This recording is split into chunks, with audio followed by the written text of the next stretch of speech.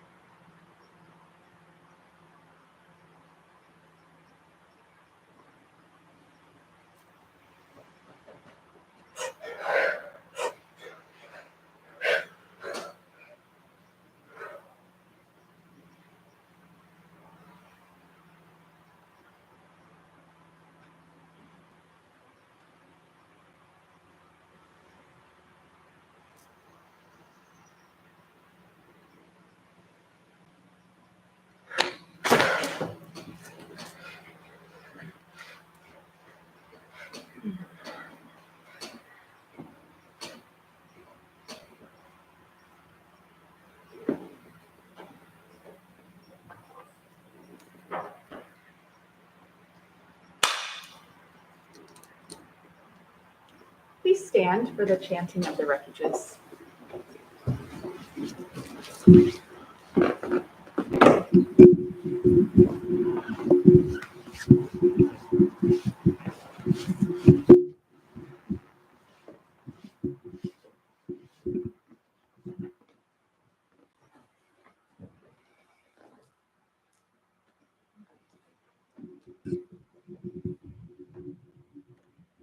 So in keeping with our tradition, we will first take refuge in Buddha, Dharma, Sangha in Sino-Korean, and then a second time in English. So just composing yourself, gazing at the altar, and bringing your hands palm to palm at heart center.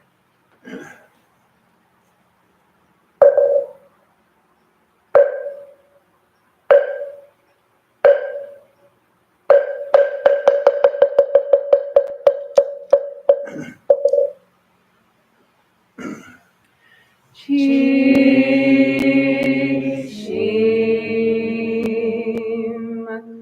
Vimyam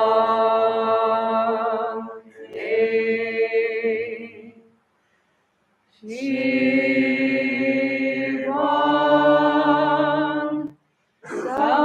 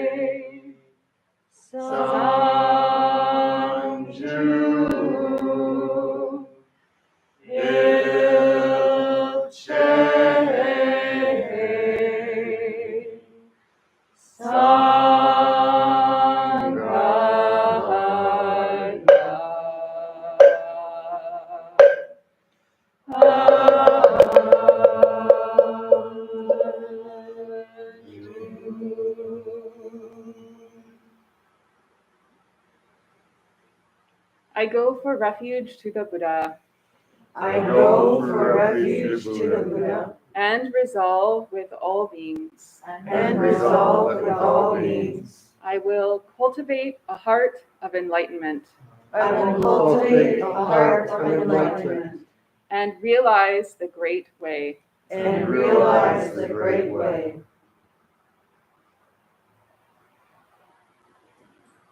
I go for refuge to the Dharma.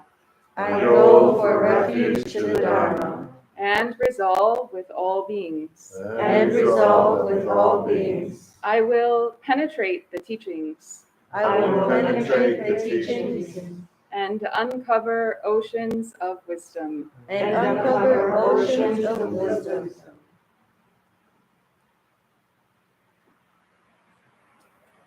I go for refuge to the Sangha.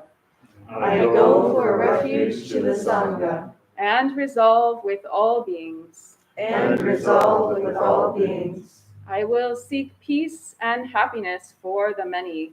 I will seek peace and happiness for the many. And transform this world into Buddha lands unimpeded. And transform this world into Buddha lands unimpeded.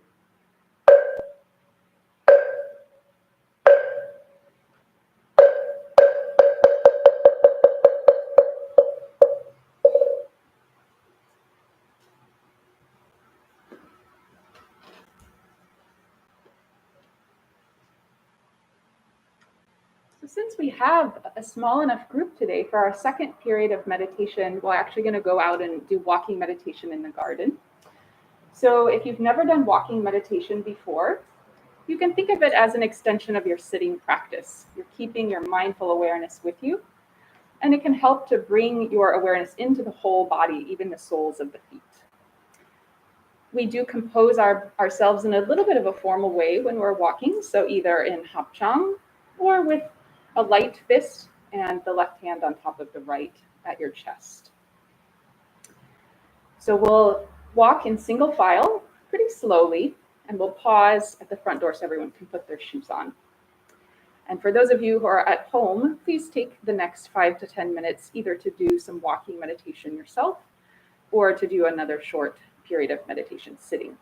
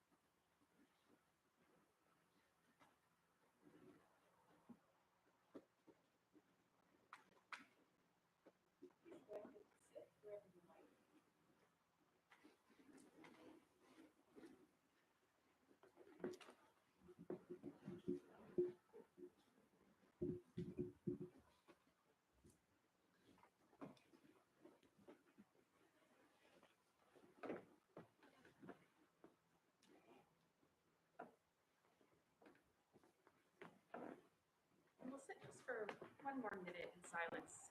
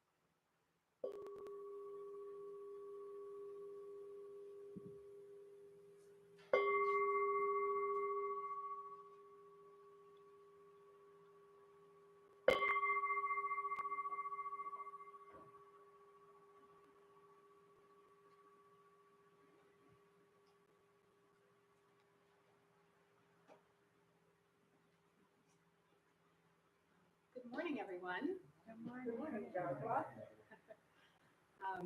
My name is Jaguar, Kelly Davenport. I am one of the Dharma teachers here at the Ann Arbor Temple. And I apologize that our large bell and our microphone are currently off camping together with much of the rest of the Sangha. Once a year for a few decades now, we have a family Buddhist family camp out in Howell.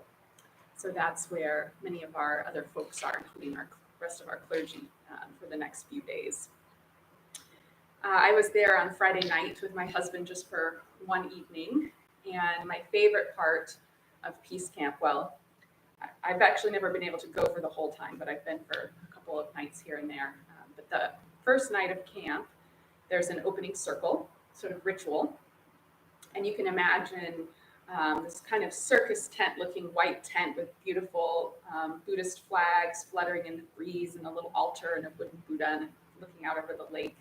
And all the kids come and clamor around on the rustling tarp on the floor. And everyone goes around and introduces themselves by name, pronouns, and what they're most looking forward to at Peace Camp. So it would go something like, Jaguar, she, her, and then the crowd would repeat. Jaguar, she, her. And I am most looking forward to picking blueberries, would be a common answer, or going swimming, or sleeping in a tent, and then everyone repeats. But the most common answer, I think, in the years that I've been here has been everything. So I'm curious, from our walk today, it's the height of summer. We have a beautiful pile of produce from one of our farmers. And the garden was feeling very lush and inviting this morning. So I'm curious if we have a small group so we could practice a little flavor of Peace Camp. So name, pronouns, and something that you noticed in the garden. Who would like to go first? My name is Heidi. Heidi. She, her. She, her. And I didn't know that there was a little water feature, a little lily pond back there. It was really beautiful. The lily pond. Yeah. Okay, thank you, Heidi.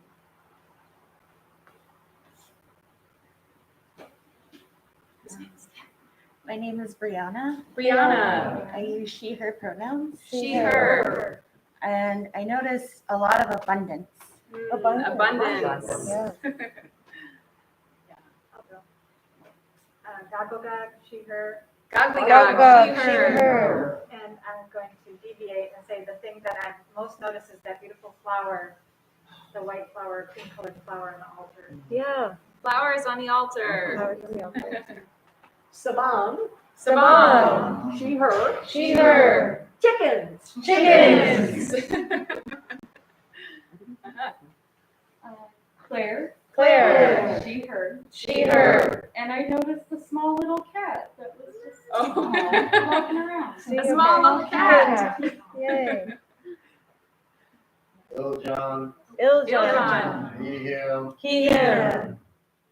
I'll deviate too. A lot of weeds in the garden. A lot of weeds. Samoon. Samoon. He, him. He, him. I saw lots of kale that had been eaten by a groundhog. Hail him and eaten by a groundhog. Courtney. Courtney. Courtney. Her. She, her. And I noticed most just the feeling of the sun on my back. The feeling of the sun on my back. Boki. Sophie. Boki. him. He, him. I noticed that it was really nice to just have like an awareness in my whole body. Awareness of my Awareness whole of body.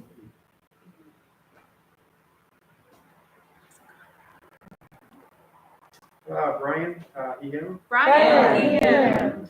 Noticed a lot of flying light. Flying Flying light. light. Yeah. Moon, Dwayne. Dwayne. He, He, they. bees. Ease.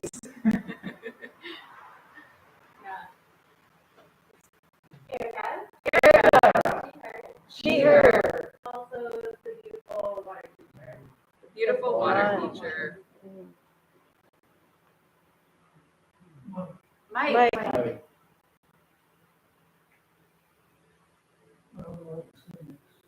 Oh, what pronouns do you use, Mike? He, him, she, her, they, them are some examples. Okay, no pronouns. And what did you notice in the garden? Line of people walking. Yes. Oh, Hassan. Hassan. They, them. They, them. Silence. Silence.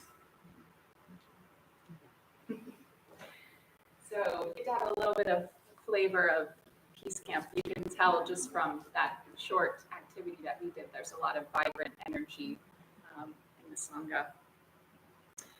And I had this feeling sitting there because this is the first time that we've been able to do the sleepaway camp for over 2 years now. Last year they did just a short day camp because of COVID, and then the prior year, the first summer of the pandemic, it was organized to be all through online activities. So this was the first time being back in person for a sleepaway camp. And I had this feeling just sitting there in the tent and listening to everyone's answers. This little voice just in the back of my head said, you should really be paying attention to this, Jaguar. These are the best years of your life. And I don't know if anyone feels that. I think especially in the summer, I feel that because the days are so long, we can really become more aware of the passing of time. And each moment can feel so precious to be around people again after being apart a lot of the time. And I was sharing this yesterday with my husband because several years ago he took me to see this avant-garde opera by Robert Wilson called Einstein on the Beach. Has anyone heard of this? Yeah. It's about a 4-hour-long, very strange musical play. I couldn't exactly describe what it's about, but there's a lot of spectacle that happens and really interesting music. And the music is by a composer named Philip Glass, who you probably have heard of. Very interesting and strange. And one chorus that they repeat in the songs over and over at different parts in the play is, "These are the days, my friend, these are the days." which kind of has this sort of goosebumpy feeling when you're watching this extremely slow play take place. And I asked my husband, well, what do you think that's about? He said, well, I prefer not to interpret it because I don't think that the play is about interpreting it. But he did say something that I thought was very relevant to this conversation, which is the play asks you to experience timelessness. And a lot of our Buddhist practice is very similar in the sense of slowing down and experiencing yourself, not separate from the flow of actions in your life, but really just deep down in that groove of a timeless experience. So for today, I wanted to talk just a little bit about this common saying that we have in our Sangha, which is the way of Buddha is everyday life, and everyday life is the way of Buddha. Have you heard that before? Yeah. And the reason that I started thinking about this was last week, Ma'um talked about how about 6 weeks ago, a small group got to travel to Korea on pilgrimage. And so we are a Korean lineage temple. And this was most of our, except for Haju Sunam, our senior priest, it was our first time visiting and seeing Korean temples, interacting with Korean monks and nuns, and really getting to experience the culture and history of this place firsthand. However, what was very interesting about it, having myself never been to a country where there is a long history of a Buddhist practice as entwined with that country's history in the same way that Korea has. I mean, certainly Buddhism has been in North America for a couple of hundred years now, but not a couple thousand. Interacting with the monks and nuns was particularly interesting because they weren't quite sure what type of Buddhist we were.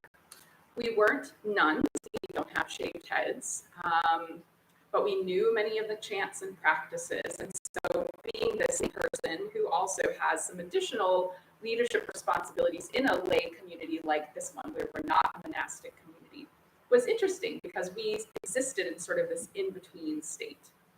And I've had folks ask me after service if I mentioned like my job or my husband, that they might be curious about that. Oh, I thought you were a nun, or something like that sometimes is the question. And so I wanted to talk a little bit about, well, what does it mean to actually be practicing as a lay community, which is what this is, what I am, a lay person. And I have had the good fortune over the last couple of months at work to be taking some trainings in a communication framework called nonviolent communication, or NVC, which is a practice that's been around since the 80s. And there's a phrase that kind of stuck out to me that we learned in this training, and that is warm curiosity. So this was in reference in that particular framework to how do I know when I'm ready to have a challenging conversation with someone, I can have warm curiosity about where they're coming from. But I think for the way I'd like to use it and offer it in this talk is how do we develop that warm curiosity about our own lives? So I might define practicing in everyday life as when we stop resisting the material that our life is offering us, because it's different for each person.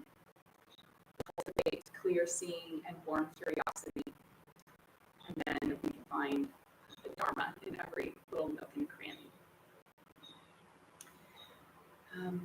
So I mentioned that trip to Korea, and I also want to acknowledge that I think there is a little bit of a tension of being a lay person practicing in a Buddhist context. And I felt that come up for me in particular when we were in Korea. We attended this amazing 2-day conference of women monastics and scholars from multiple countries who were there to talk about sort of their own lives and their own research into the state of modern women's experience of Buddhism, usually nuns communities.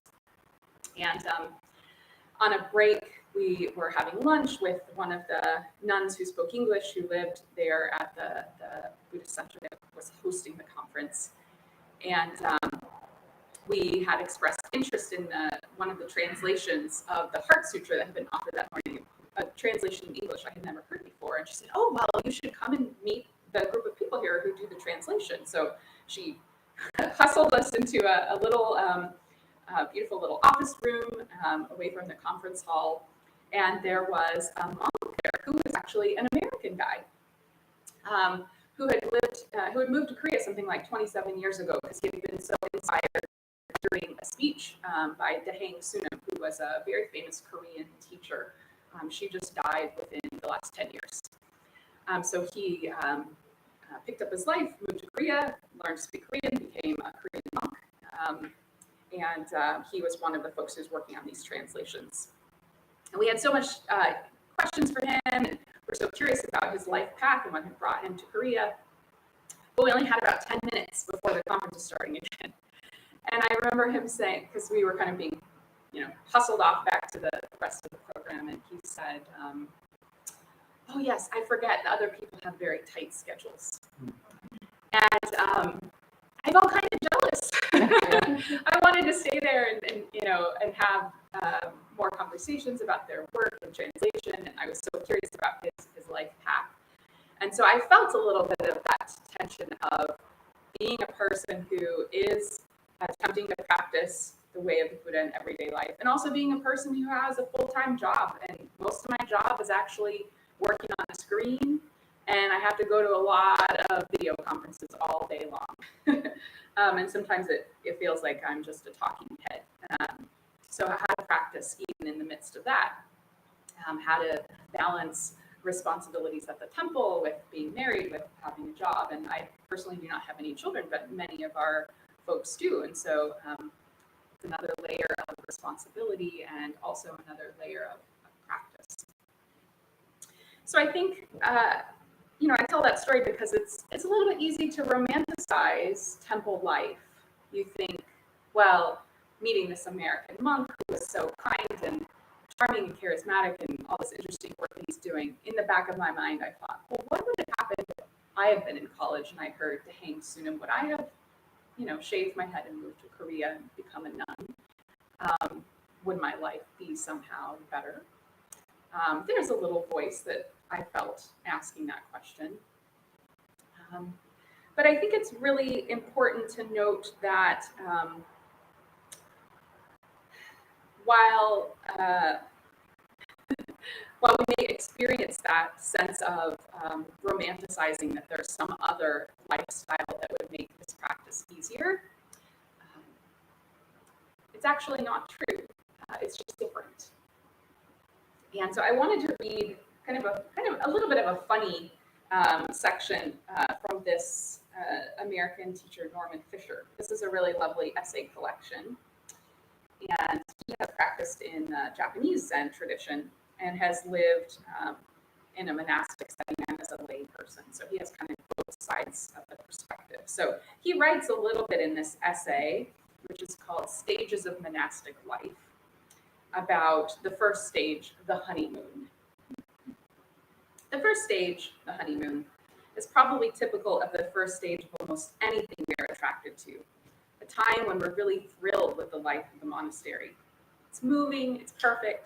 We can't believe how lucky we are to have found such a place. The contrast with what we have become used to in the world, or what we're fleeing from in the world, is so great that we're in a state of constant delight. Our fellow monastics are so kind and wonderful.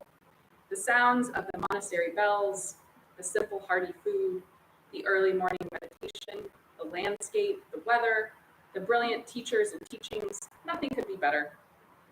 We're learning every day so much about ourselves. We are delighted by the teachings we hear. They seem absolutely true. They reflect what we have always sensed inside ourselves all our lives without ever really being aware of it or having words for it. We feel relieved and renewed, as if suddenly and unexpectedly, perhaps in the midst of a great sorrow, we turned around in the middle of our life and found, to our amazement, a new life in which all the old assumptions and behaviors were turned upside down. So that's the first stage. And then he goes on to talk a little bit about what happens when we begin to notice that even this community has imperfections. The food gets tiring. The work seems repetitive and boring. No creativity, no challenge, no appreciation from others for what we do. The people aren't as nice as they seemed at first. They are grumpy, inscrutable, imperious, and worse. Many of them seem clearly disturbed. And how is this possible in a pure monastery? The early rising, the sleep deprivation, the many large and small restrictions on our lifestyle. There's no space, no time, become grating. We seem to be literally wearing down to a nub. We notice a lack of creativity and energy in our fellow practitioners, especially in some of the old timers. And we begin to notice many baffling and unacceptable aspects to the teachings. In fact, on the one hand, the teachings sound purposefully confusing and incomprehensible. And on the other hand, they may sound suspiciously like the religion we grew up with and fled from. And the teachers turn out to be a lot less fantastic than we first imagined. We're seeing them stumble and make mistakes. And if we haven't seen it, we've heard about it. If we haven't heard about it or seen it, then the teachers appear a little too perfect. There's something suspicious and even coercive about their piety. Are they really real? Little by little, a sense of disillusionment, of betrayal comes over us. We thought this was something it turns out not to be. And why didn't anyone warn us? There's several more stages after that, so we should read the essay. And so I particularly like those two passages, both because I myself have experienced aspects of those feelings and thoughts in my last 10 years of being part of this community. But I feel that way about my own life a lot of the time. And so it's just a reminder that there's no kind of getting outside of that context, which is just putting those teachings in our face on a daily basis over and over again, no matter what that context is. But I do think that there's something important for maybe something of special emphasis, I'll say, for lay people to become aware of. And that is, as we begin to undertake this path, how do we not split into two different selves? There's the self who's coming to the temple, part of this lovely community. We experience some peace and joy. Maybe that's what brought us here, or a sense of yearning and seeking. That's a very common experience. Maybe we take the precepts and we get a new name. So my name outside the temple walls is Kelly, and inside is Jaguar. And I think that in some ways that new name is in part so that we can begin to see and embody a new version of ourselves. But nobody at work is calling me Jaguar, although occasionally if I am being a real pill at home, my husband will call me that. And that really kind of snaps me out of it, because that is the mirror being held up to say, like, is this really what you're saying right now? At the same time, maybe there's this desire to really protect and treasure that small goodness that we've discovered that's new and fresh. Maybe we didn't see that part of ourselves before we started practicing. But it can be really hard to be tender and raw in the same way when faced with the challenges and difficulties of everyday life. So it could be that there's a tension where this type of person here, our Buddhist self, and we have the support of this community, and everyone's so nice. And out in the world, we got to sit in front of a computer all day long and have 8 hours of Zoom meetings. So how do we not kind of split ourselves into two? I think one of the important ones is to really have an awareness and an understanding of what our intentions are, and to look at them on a fairly regular basis. When I first started coming to the temple, I think my only intention was, after I meditated, I felt a little bit better, and I thought, I want more of that. That was it. And over time, as I fell in love with the practice and with this community of people and how we're constantly kind of rubbing each other's rough edges away, which can be beautiful and painful, I really saw that I had been missing just a sense of community and responsibility to others outside of like the nuclear family. And I had never had that in my life before. So understanding our intentions and how those change over time. As I mentioned, that concept of warm curiosity, cultivating warm curiosity about our most challenging habitual patterns. So if we're going to do the practice in everyday life, that means that we're going to come up against the most challenging parts of ourselves and the way that we relate to our lives over and over and over again. And I'll give an example of this for me. In some ways, perhaps we could say that the practice that we do here and the way that we're able to kind of treat each other as our best versions of ourselves is like building up our muscles a little bit, building up our capacity to go and do it out in our regular life too. It's just that we have to actually do that practice. And so this last point about how to not split ourselves into, I think we have to actually believe and then practice that we have Buddha nature and that we're capable of change. We're capable of rising to the occasion, no matter what it is. And that solidity and stability is something that we can cultivate through our meditation practice. But where the rubber meets the road, so to speak, is when we actually try to do it, when we actually try to act out of our purest intention, in alignment with our values, thinking about our compassion and wisdom in our everyday life when we're really triggered. So I was reflecting on a few different examples of where this has come up for me. A couple of years ago, I volunteered to be part of a working group at the temple that was tasked with helping better define what happens when there's a disagreement in the community. There's a grievance of some kind. And because this was already such an important topic and a topic of which people had a lot of strong opinions about, it was challenging just from the start to define what we wanted to say and do, like what was the best approach.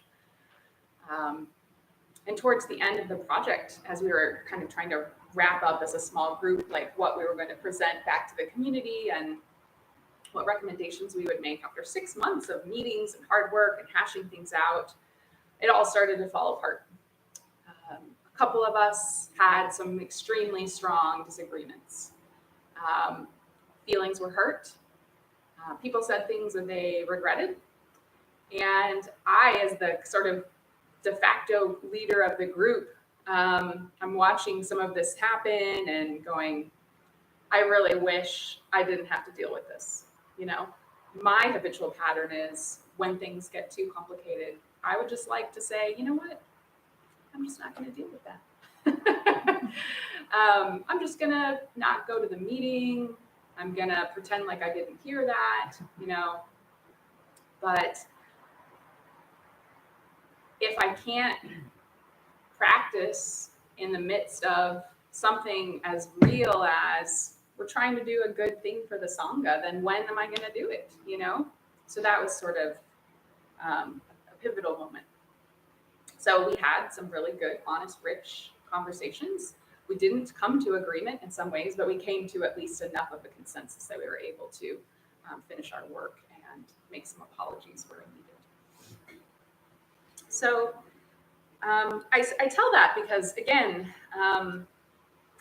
it might be easy to believe that within the context of this community that things are always harmonious. But if anything, I think we're just more willing to kind of hash it out. You know, there is a stability of a shared practice where people are willing to, in general, try to actually have a real conversation about things when difficulties arrive. But it's a reminder that there is no fantasy place where this doesn't happen, you know, where there isn't disagreement.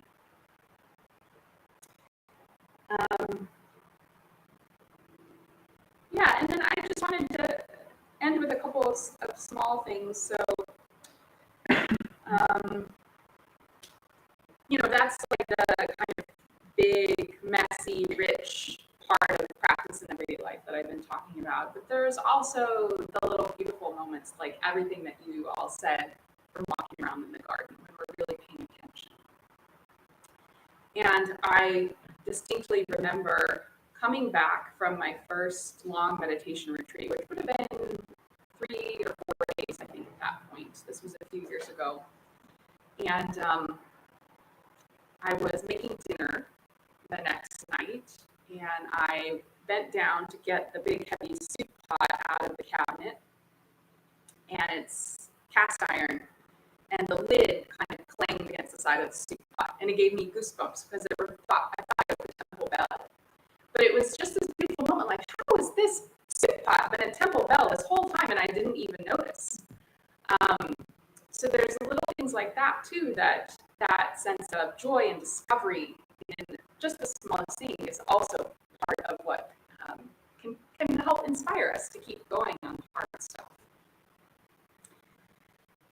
Okay, so the last thing I wanted to offer you, and many of you will know these, but we have a wonderful set of very contemporary guidelines. These are called the 6 Right Livelihood Guidelines. So right livelihood is part of the Eightfold Path, the sort of how do we live our lives teaching of the Buddha. And these were developed by Sangha members in Chicago maybe 20 years ago. So I will offer these to you and then open it up for any questions or comments. Okay. 6 Right Livelihood Guidelines. 1, consume mindfully. Eat with awareness and gratitude. Pause before buying and see if breathing is enough. Pay attention to the effects of media you consume. 2, pause, breathe, listen. When you feel compelled to speak, meeting or conversation, pause. Breathe before entering your home, place of work, or school. Listen to the people you encounter.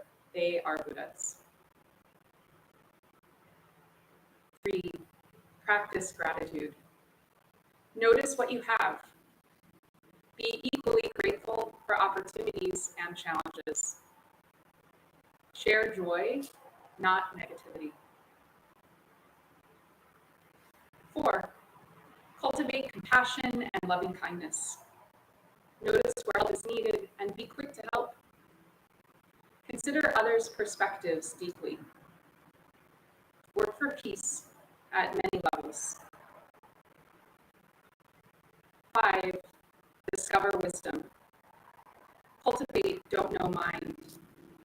Find connections between Buddhist teachings and your life. Be open to what arises in every moment.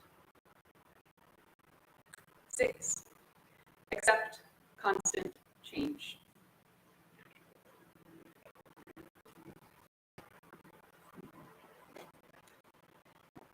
So we have a couple of minutes for any questions, comments. Here we have at least a roadmap. Any ideas? There's some good concrete ones in that list, I think. What this everyday life can look like.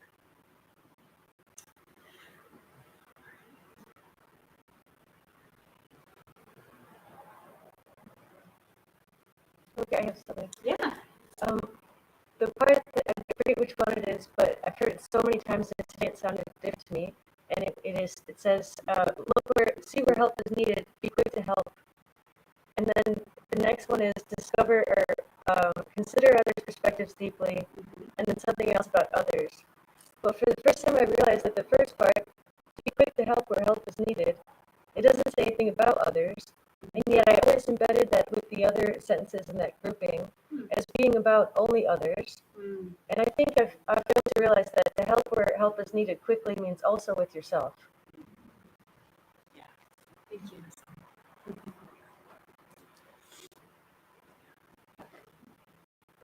Yeah.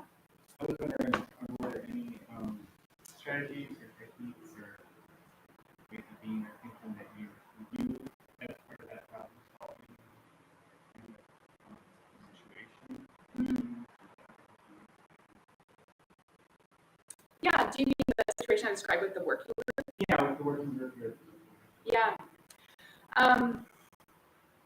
So I had wished at that time that I had taken some of the nonviolent communication training, because I really recommend that as something to investigate if you're curious about some literal kind of scripts and strategies to get started, and then you can kind of like incorporate that more. And I'm still very much a beginner, but I think what was important there is stating, re-clarifying what's our group intention.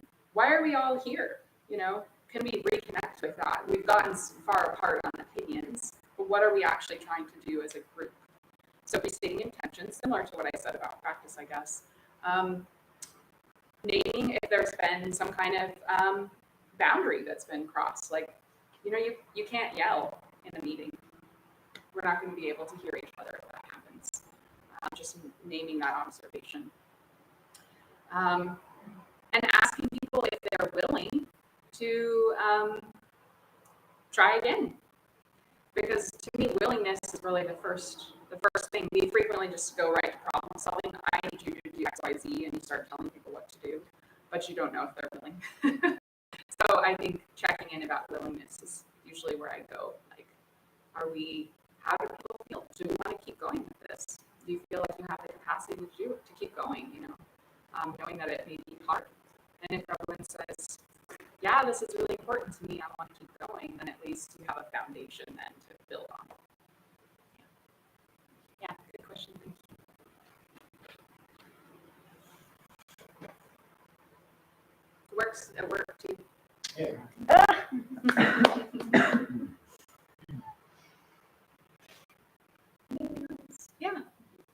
I'd be interested to read more about the stages that you were reading from that first book, but I Yeah. don't remember the name.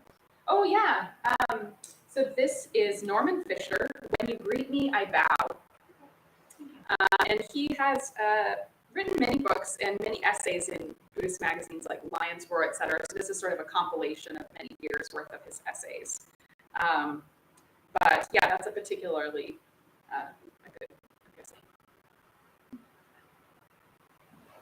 If we have time, I'll read you the epigraph that he has at the beginning, because it's kind of a cool little note to end on. Anything else?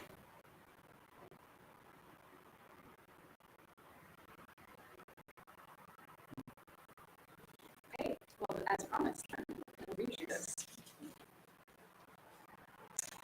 So I'm not familiar with the characters named here, but I think they are from the Chan, or Chinese Zen. So Zen is the Japanese word, Chan is the Chinese word, and actually the Korean word is Sun, although most Americans aren't familiar with that, so that's why we're a Zen community. So I believe these are some of our Chinese practitioner ancestors. Long Tan made rice cakes for a living, but when he met the priest Tian Huang, he left home to follow him. Tian Huang said, "Be my attendant. From now on, I will teach you the essential Dharma gate." After a year, Long Tan said, "When you said you would teach me, but so far nothing has happened." Tian Huang said, "I've been teaching you all along." Long Tan said, "What have you been teaching me?" Tian Huang replied, "When you greet me, I bow. When I sit, you stand beside me. When you bring tea, I receive it from you." So that's where the title comes from. All right. Thank you all for being here. We'll end with the 4 great vows, and then actually we'll do announcements and then the 4 great vows. That's how we're supposed to do it. Thanks, Jaguar. Yeah.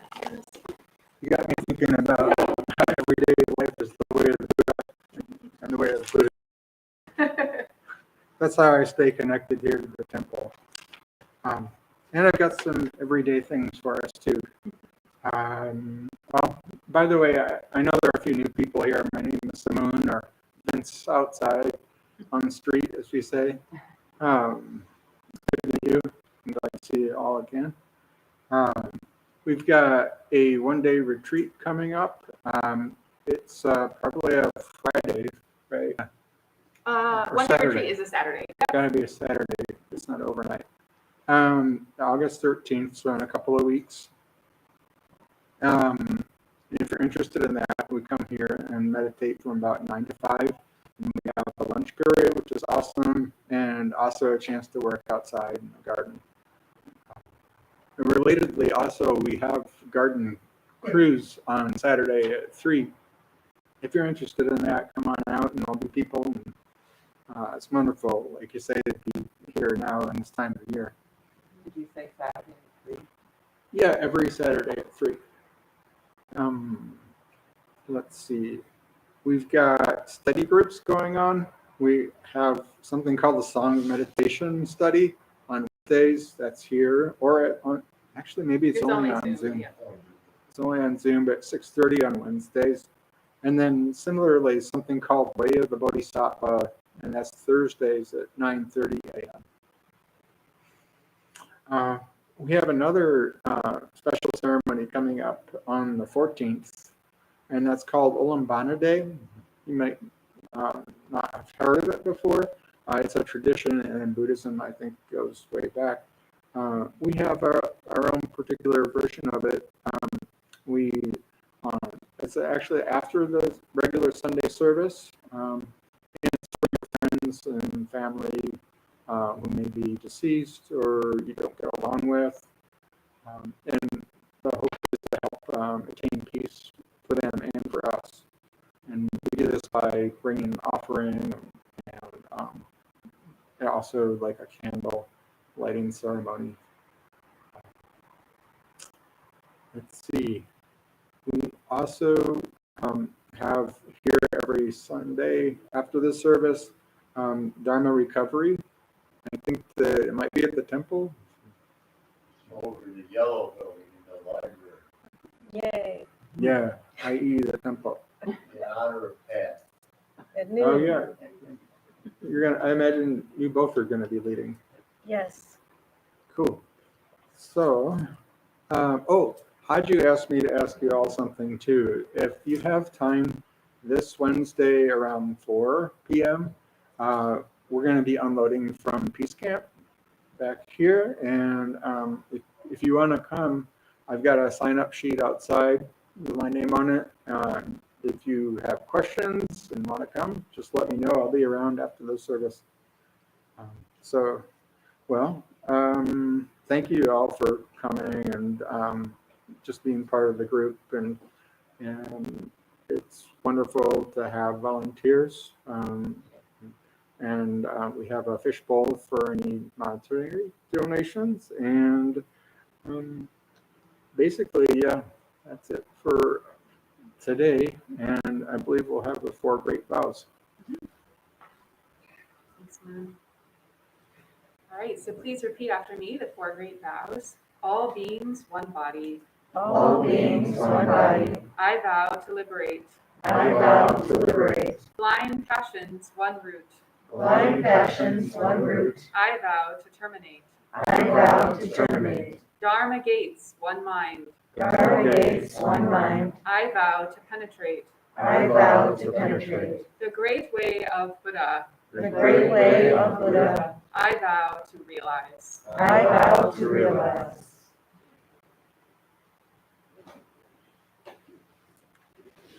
So we'll make some bows in front of the altar, and then I'll greet you in the lobby.